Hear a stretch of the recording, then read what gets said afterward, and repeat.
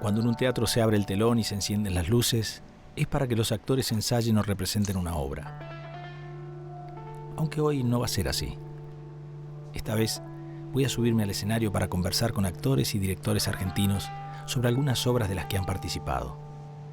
Obras de todos los tiempos que son consideradas clásicos del teatro. ¿Por qué una obra se convierte en un clásico?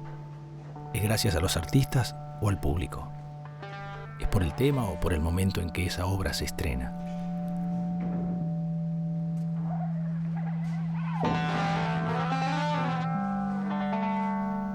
Hoy espero la llegada de Luis Brandoni y Horacio Peña para charlar con ellos sobre Estéfano, una de las obras cumbre del grotesco criollo, escrita por Armando Discépolo en 1927. Pero no van a estar solos, porque también hablé de la misma obra con Mauricio Cartum y con mis infaltables amigos del asado, Tito Cosa, Ricardo Bartiz y Jorge Duati.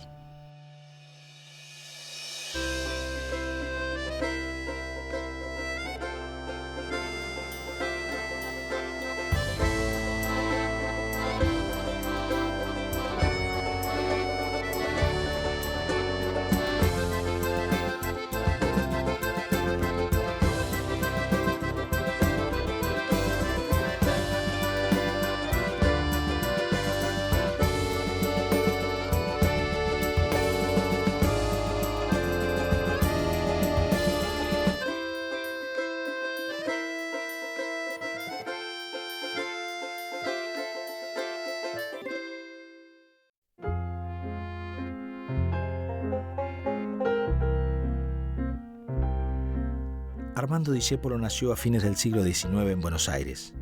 Fue el autor de clásicos del teatro argentino como Estéfano, Mustafá, El Organito y Babilonia. Su hermano era el poeta y compositor de tangos Enrique Santos Discépolo. En sus obras, Armando Discépolo supo mostrar las miserias de un orden social muy despiadado e injusto a través de la pintura de la vida cotidiana de humildes, fracasados e inmigrantes.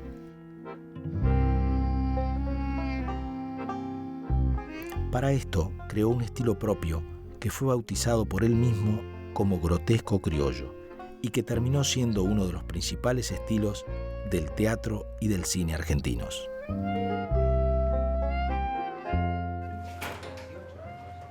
¿Cómo le va? Gusto saludarnos. Gusto verte. Anti. Gracias. Veo que ya venían. Sí.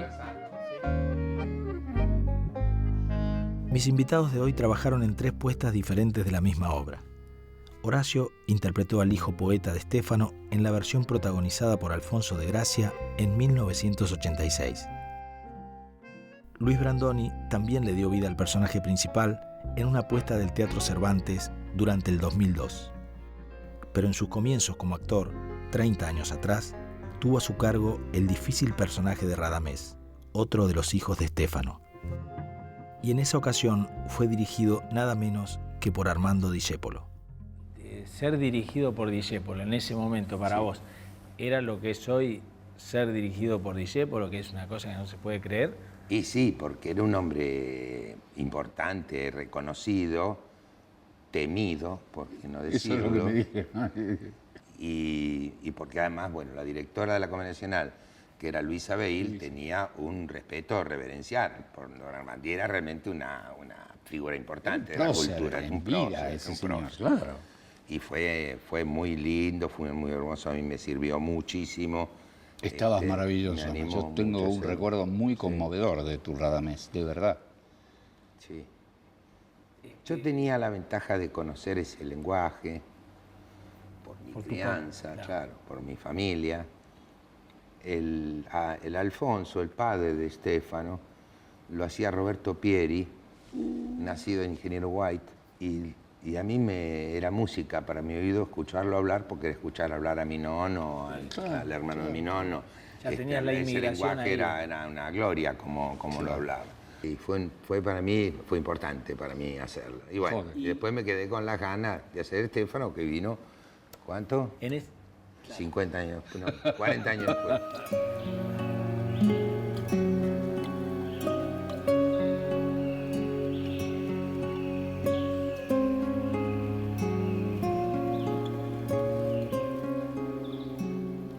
La Boca es uno de esos lugares de la ciudad en donde lo italiano y los conventillos están siempre presentes. Mientras paseo por sus calles, intento imaginarme cómo era este barrio a comienzos del siglo XX, lleno de barcos, de dialectos y de inmigrantes.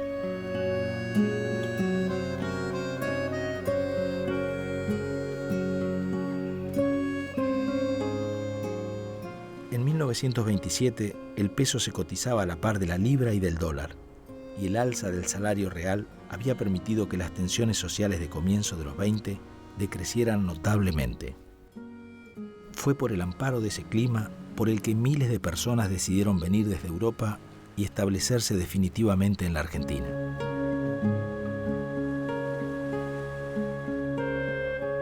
Entre 1919 y 1928 llegaron al puerto de Buenos Aires más de 2 millones de inmigrantes. Como mis abuelos, la mayoría de ellos provenían de Italia y de España.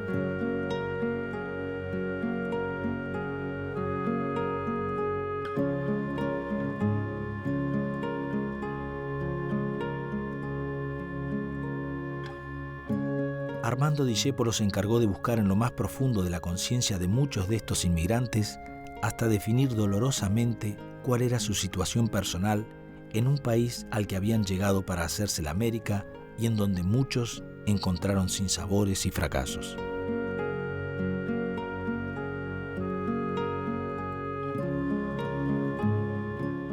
En esa búsqueda, él fue más allá de las fiestas en el patio tan comunes en el sainete y decidió mostrar lo que ocurría dentro de las habitaciones de los conventillos. La tarea de integración que hicieron en esta ciudad no se paga con nada, porque en el momento del gran aluvión inmigratorio, el género chico mostraba un Buenos Aires que estaba viviendo en ese momento, y entonces iba el árabe, iba el español, el polaco, todo junto, el francés, y estaban en el escenario. Sainete era eso. Claro, eso era el Eso es sainete. maravilloso.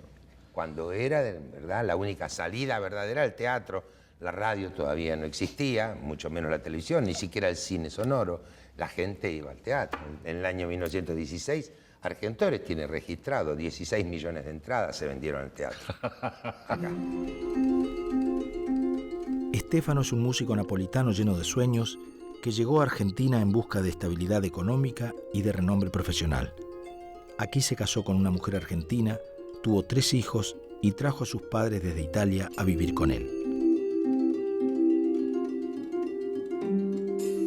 Su mayor aspiración era componer una ópera que lo convirtiera en una celebridad mundial.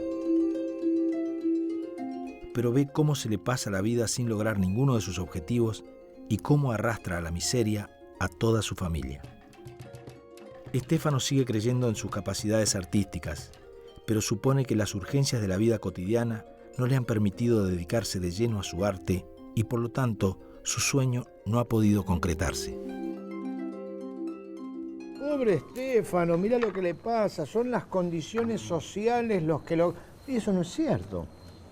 Ni se Es lo el propuso espíritu del Discépolo. rol. Ni se lo propuso, es una problemática de la edad y de una problemática humana donde uno cree que es un vivo bárbaro y de repente se da cuenta que es un tarado. Tal cual. Y que no tiene ninguna verdad para sostener y que a duras penas se las ingenia y que a nadie le importa mucho Nada. lo que uno hace. Tal cual. Que a nadie le importa nada y que la gran ciudad en ese sentido resignifica lo que son los sueños de esos abuelos que tenían una tierra así chiquita y que el sentido era hacer la tierra y trabajar la tierra. Y el sueño del Llegar a ser inmigrante, alguien. Y el sueño del inmigrante que está en tenía la idea Discépolo. de hacérsela grande y todo, y que eso no ocurre. Que No eso ocurre y tampoco no deja de haber hay una vida en ese lugar también, ¿no? Hay Es decir, no es el país que le contaron, no es la aventura que se os imaginaron, pero tampoco es peor de lo que estaban, ¿no? Hay un avance, la prueba es cómo esa inmigración toda fue avanzando y fue dando a toda a nuestras generaciones, ¿no? Estéfano es una obra extraordinaria desde muchos puntos de vista. En principio porque crea un personaje, un arquetipo notable, que es Estéfano, absolutamente caro a los dolores de cada uno de nosotros los artistas. Poner el sueño, Estéfano tiene el sueño de hacer una ópera que lo va a hacer famoso, se viene a la Argentina, se trae a los padres, los convence de que acá en la Argentina se va a transformar en un músico famoso, sueña con serlo, es bueno, le pasan los años por encima y un día levanta la cabeza y lo que se da cuenta es que está tocando en una orquesta y lo peor es que está tocando en una orquesta en la que toca mal y lo rajan porque como le dice Pastore, maestro, usted hace la cabra, tocando mal. Y ese tipo que se vino, que trajo a la familia, que tiene sus hijos, que se ha instalado en el nuevo país, de pronto tiene que enfrentar el fracaso del que lo acusan incluso sus padres, que le dicen, ¿para qué nos trajiste? Lo que pasa es que el padre de Estéfano deja algo que era concreto, que era la tierra, las viñas, la huerta, para venir detrás de la mariposa, porque no había nada, vivían en una pieza con una miseria espantosa, cuando él tenía comida, eran pobres en Italia. Sí, pero tenían de comer. Vivían de su trabajo, ¿entendés? Digo, lo obliga a desarraigarse de una manera feroz, Estéfano. Por eso nunca lo va a entender el padre. El reproche es que los haya hecho venir y que no les haya respondido a esa ilusión. A esa ilusión. Claro. Porque además al padre y a la madre le debe doler verlo así como está. Sin ninguna duda. Y no nos olvidemos un detalle que es importantísimo. Cuando empieza Estéfano, él llega a la casa, ya lo habían echado de la orquesta. Él lo engaña, no lo dice, porque es como suele pasar. Claro. Te levantás para ir a trabajar, para no decir que no tenés trabajo en tu casa. Esto le pasa a Estéfano, entra así. Entonces esto es lo que lo tiene mal y le duele a todos. Cuando la agarra la mujer y dice, quédate así, pues no la puede mirar, se la pone acá. Dice, me echaron de la orquesta, ¿por qué no? Pobre, no es que él los engañó, era pobre, no tenía el talento. No, cuando escribe la ópera, escribe una cosa que ya estaba escrita, mamita de mi vida. Lo ajeno. Era Schubert. Sí, lo tiene en la cabeza, la inconclusa de Schubert escribe. Pero eso como idea de autor. Sí, eso es maravilloso.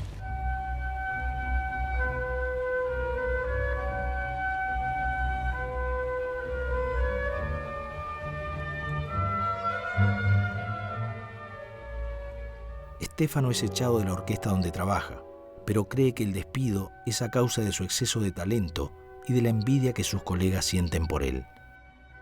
Recibe la visita de Pastore, su discípulo, y quien ha asumido su rol en la orquesta. Yo creo que es la más grande escena del Teatro Nacional. Y yo creo que es una obra en sí misma. Yo fantaseaba en esa época que estábamos haciendo y yo le decía, ¿sabes qué? Yo creo que Discépolo escribió esto y después dijo, le voy a poner algo alrededor. Es una obra de teatro de 10 minutos. Eso es extraordinaria, porque todo el tiempo es la sorpresa. Además el engaño que se le hace al espectador, porque se habla de este Pastore, que es un compañero más o menos colega de él, que le lleva unos trabajitos para pasar partituras, para copiarla, que él le enseñó el instrumento, y un día se entera y le cuenta a la mujer que el que le hizo la camorra, le tendió la trampa para que lo echaran a la orquesta, fue Pastore. Dice, ¿Pastore? ¿Quién? Tu alumno, ese sinvergüenza.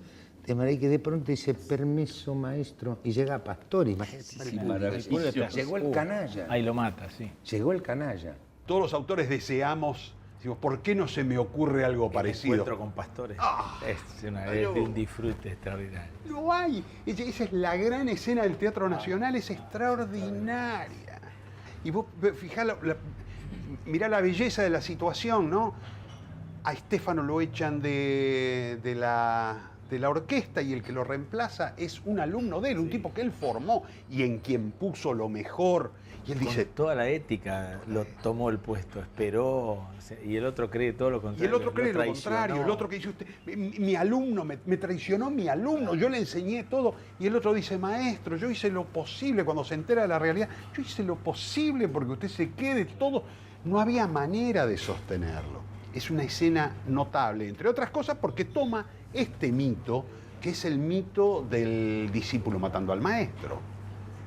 Hay algo ahí donde vos decís, sí, y eso es algo que todos los que nos dedicamos a la docencia vivimos como realidad, ¿no? Bueno, es eso, el alumno que mata al maestro en algún momento. Es extraordinario. No, y ese personaje como está contado, Sí. ¿no? El de Pastore, tiene tanto respeto y tanto cariño que no puede decírselo. ¿Cómo venía? Dice que yo no podía, maestro, con ustedes, que el otro con el trombone, que yo aquí l'anno pasado nos pusimos de acuerdo, hablamos con el director. Para que lo perdone, claro. perché fa la cabra, maestro, fa la cabra. No, extraordinario.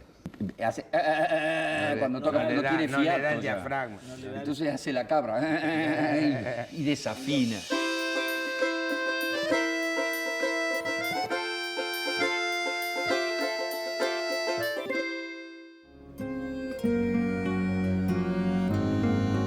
Hacia el final de la obra, Stefano llega a su casa borracho, despierta a todos y exterioriza por primera vez sus verdaderas emociones con una crueldad dolorosa. Se muestra sarcástico, se burla de su familia y disfruta de hacer por primera vez en su vida lo que tiene ganas. En la última escena, lo grotesco llega a su cúspide con un Stefano completamente animalizado, con un pie enganchado a una pata de la mesa y haciendo el sonido de la cabra mientras muere lentamente. El fracaso del artista y el fracaso del inmigrante. Es de una impiedad horrorosa. Sobre todo porque rompe con el mito conformista de la Argentina como granero del mundo, aquel al que cuando uno llegaba verdaderamente se hacía la América. Yo decía, no, Stefano de lo que habla es que la América te hizo a vos. ¿Y sabés cómo te hizo? Y entonces están todos hechos por la América.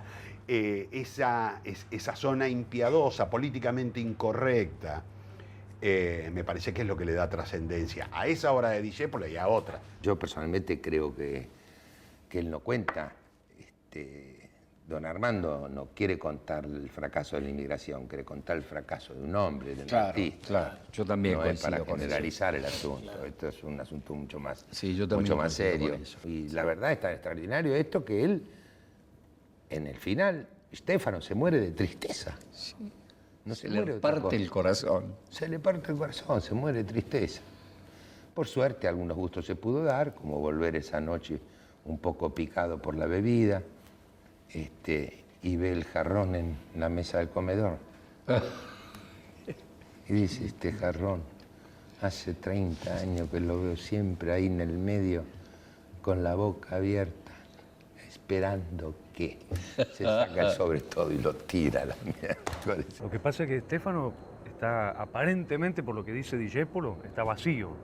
O sea, a mí hay un parlamento muy doloroso que me parte por la mitad cuando el hijo le dice esa frase maravillosa que es, quien traiga un canto, lo cantará, ¿no? Es decir, a pesar de la miseria, a pesar de los problemas, a pesar de todo, si hubieras tenido algo para decir, lo hubieras dicho, ¿no? Es muy hermosa esa imagen en el epílogo, ¿no? Cuando el hijo está escribiendo un poema en una servilleta, ¿no? Sí, está bien, pero el hijo lo hace porque el otro tuvo que laburar toda su vida y tuvo que trabajar en la orquesta para que este nabo escriba esos poemas que son de dudosa calidad. No sabemos. No, por eso yo voy a tomar el partido del padre ante el discurso del hijo. El personaje mío, que es el hijo poeta de Stefano, hay un solo momento en donde se sienta a escribir. En un momento que está solo, está durmiendo Radamés por ahí, después entra el padre. Y en ese momento, que era nada, no sé si llegaba a un minuto, yo durante toda la temporada escribí un poema por noche. Obviamente, acá lo importante no era el poema, ni muchísimo menos. Lo importante era el poder yo ponerme en obra, digamos, no hacer como que escribía, sino estar pensando en algo para escribir. Eso fue maravilloso. Eso fue maravilloso. Y después venía el bocadillo ese de Stefano que decía, tanto dolor para escribir un verso. Y bueno, sí, tanto dolor. De ahí venía. ¿Y guardás algunos? Guardo muchos. Tengo acá incluso, hay uno que dice, ensayo con público previo a la gira. Y a ver, ¿qué dice? Si puedo leerlo, que no tengo los anteojos, chicos, perdonen. Buscamos los anteojos. Cuánta muerte en los muebles. La grasa del dolor les dio una pátina de olvido. Qué soledad la silla. Qué frío, desahuciando la mesa de comer. Muy triste, muy de la época de... Y claro, hay uno que dice del... O sea que escribías como el personaje. Y trataba, era difícil, porque el personaje era un personaje muy raro. Sí. Viste, hablábamos recién, es un personaje hueso el personaje de este hijo. Habla de una forma rara, no se comunica con la gente, tiene una cosa con el padre que no puede romper, pero a la vez yo aprovechaba esto para... Este personaje mira a su familia, obviamente, la mira y la sufre y la padece. Tiene mucha introspección. Totalmente, siempre aislado está, siempre aislado. Léete otra vez. Cuánta música muda, dolorida, se murió en las manos de mi padre. Qué pentagrama roto fue su vida. Una amargada melodía y una coda en silencio de negra. Esto en Madrid, mira, 23 de marzo del 86. Gracioso. Éramos tan jóvenes en esa época.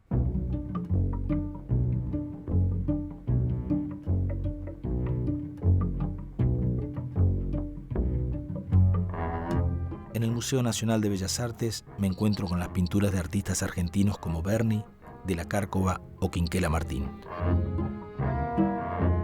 Hay varias escenas que muestran la vida de los obreros y de los inmigrantes. Se me ocurre que muchos de los personajes de estas pinturas, como Juanito Laguna o la familia de Sin Pan y Sin Trabajo, bien podrían ser protagonistas de algunas de las obras del grotesco criollo escritas por Discepolo. Grotesco es un término que usó por primera vez el dramaturgo italiano Luigi Pirandello para describir su estilo teatral que reflejaba una realidad cómica pero trágica a la vez.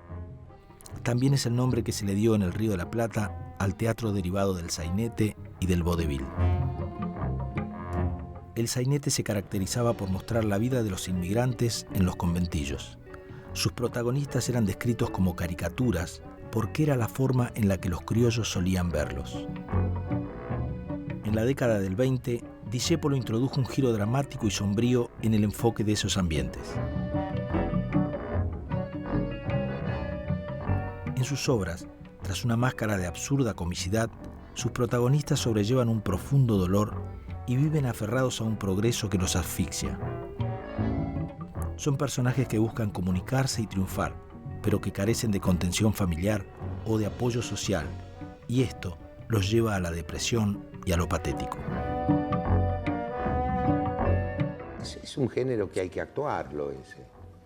Digo, es un género que yo creo que la dificultad está en parecer natural, pero hay que actuarlo eso. Así como el Radamés tiene que actuarlo, no es sencillo, pero...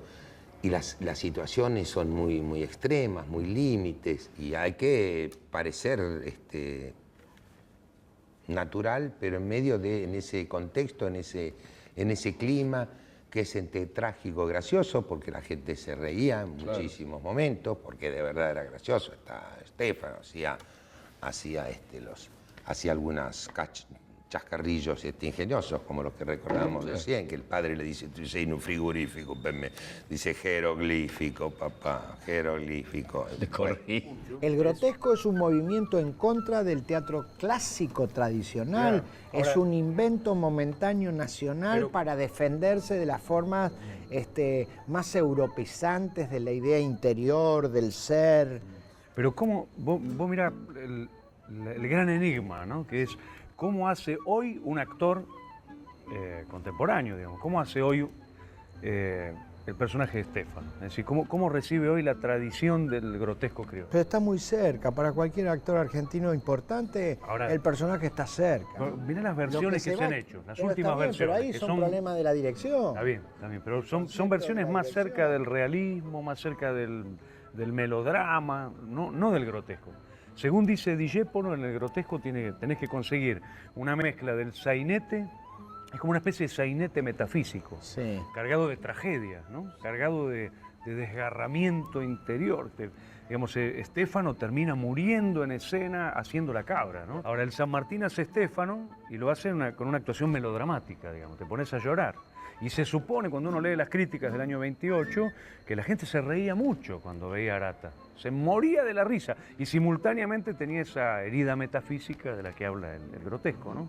Entonces, la pregunta es, ¿quién le explica hoy a un actor cómo tiene que hacer para que con el personaje de Stefano uno pueda reír y llorar al mismo tiempo, digamos, ¿no? Y no sé si tiene que reír y llorar, tiene que hacerlo para hoy.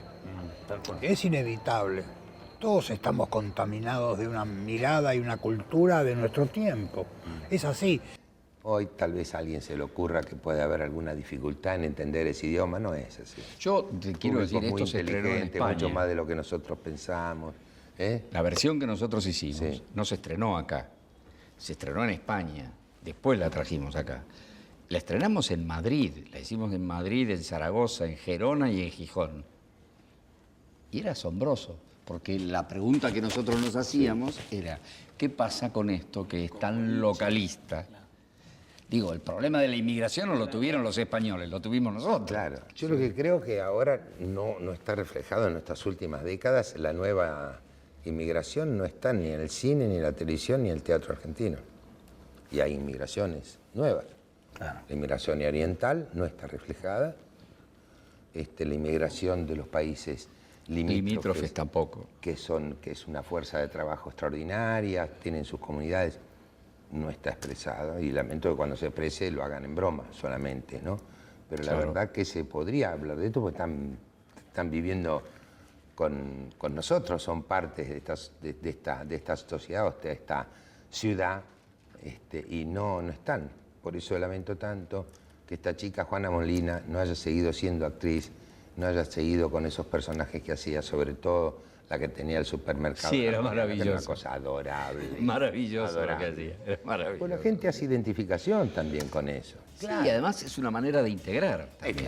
Es decir, deja de ser extraño el inmigrante y se transforma en uno más de nosotros.